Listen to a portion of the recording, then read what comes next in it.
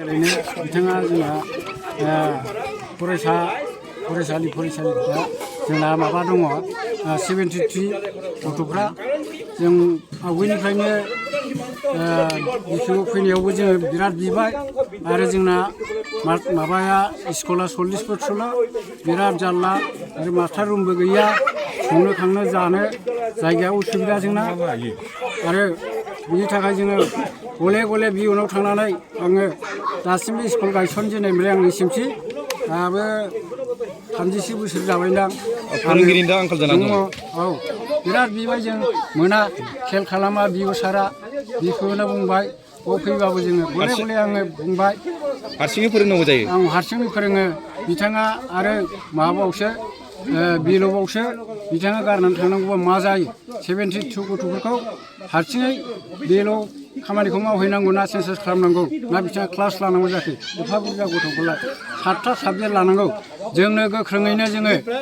चिरां जिल्लानि सार आइएस आरो बिपिअ जाखिया जोंनो मास्टारखौ नांगौ बे गेजेरावनो जोङो 15 आगष्टसिमावनो जोंनो सेकेन्ड टिचारखौ सोहरनांगौ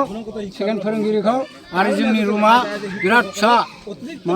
प्लास्टार गैया जोंहा बारायनांगौ एसएमसि जिरायनोबो जायगा गैया कुकारफोर जिरायनो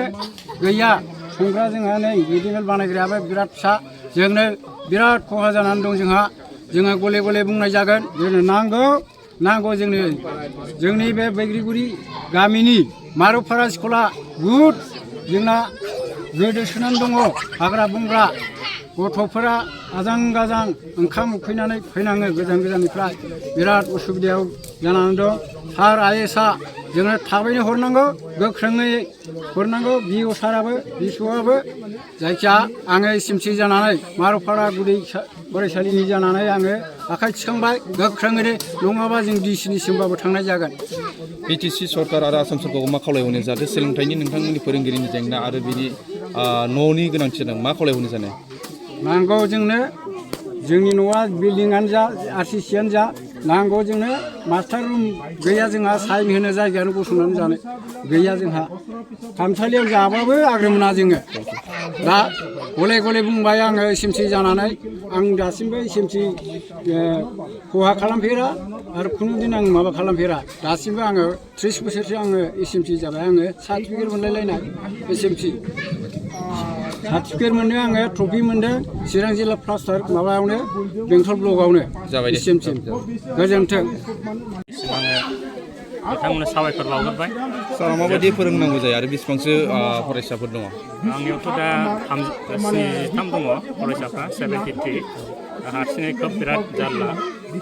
सोर गार्जेना फोरोङो बेबायदि सिंगेल टिचाराव आजिखालि दा बेनिखायनो फोरोंगिरि गैयिनि थाखायनो आंनि एनरलमेन्टआ दासिमाव खमायलांबाय आरोखि जुदि फोरोंगिरिया थोजासे थानायमोनब्ला सिगांहायथ' जेनेबा 2022 समाव आंनि बे स्कुलाव 100नि बारा दंमोन छात्रफ्रा बिदिनो जेनेबा गलांनानै मानानै दा गोदान एडमिसन बेवहाय माने खम लाफैदों आरोखि मानोना सिंगेल टिचार आङो हारसिङै दा फोरोंगिरि थोजासे थाबासोथ' गार्जेनफ्राबो बे स्कुलाव सोफैनो